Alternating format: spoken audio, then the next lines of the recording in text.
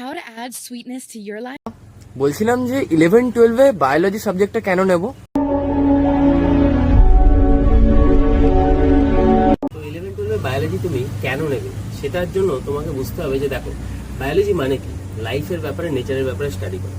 তো আমরা তো কেউ নেচারের ঊর্ধ্বে নেই, তো লাইফকে, আমাদের ফিজিওলজিকে, আমাদের নেচারকে যদি আমাদের বুঝতে জানতে হয় তো বায়োলজি তো আমাদের পড়তেই হবে, ঠিক আছে?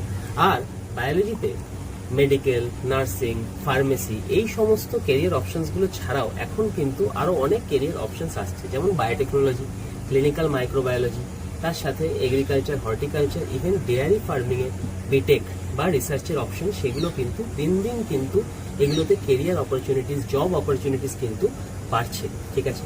এর সাথে তুমি আরো বায়োলজি কেন পড়বে, দেখো আমি তোমাকে একটা প্র্যাকটিক্যাল এক্সাম্পল দিই। ধরো ফিউচারে তোমার বা তোমার বাড়িতে কারোর একটা ডায়াগনোসিস টেস্ট রিপোর্ট এসছে, যে 11-12 বায়োলজি পড়েছে সেই টেস্ট রিপোর্টকে কিন্তু নর্মালি নিজের মতো করে কিন্তু কিছুটা হলেও অ্যানালিসিস করতে পারবে, কিন্তু যে ছেলেটি বা মেয়েটি বায়োলজি পড়েনি তার পক্ষে কিন্তু এই রিপোর্টটাকে নিজের মতো করে কিন্তু সে অ্যানালিসিস করতে পারবে না। কোনো ডাক্তার বা কোনো মেডিকেল প্রফেশনালস বা গুগলের ওপর হয়তো ভরসা করতে হবে কিছুটা। তো সেই জন্যই বলছি যে নেচারকে জানার জন্য নতুন নতুন ক্যারিয়ার অপরচুনিটিস, যেখানে জবস এখন বাড়ছে, কমছে না, সেটার জন্য কিন্তু তোমাকে বায়োলজি পড়তে হবে।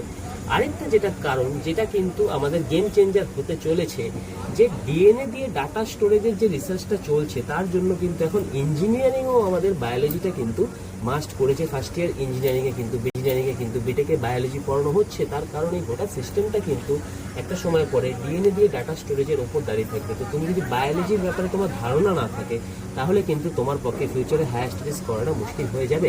আর বায়োলজি ছাড়া তুমি কিন্তু 12-এর পর আইজার বা আইআইএসসি অ্যাডমিশন টেস্ট, যেটা দিয়ে আইজার বা আইআইএসসিতে কিন্তু পড়াশোনা করার সুযোগ পাওয়া যায়, সেটা কিন্তু তুমি বুঝতে পারবে না, কারণ সেটার জন্য কিন্তু বায়োলজি থাকাটা তোমার মাস্ট।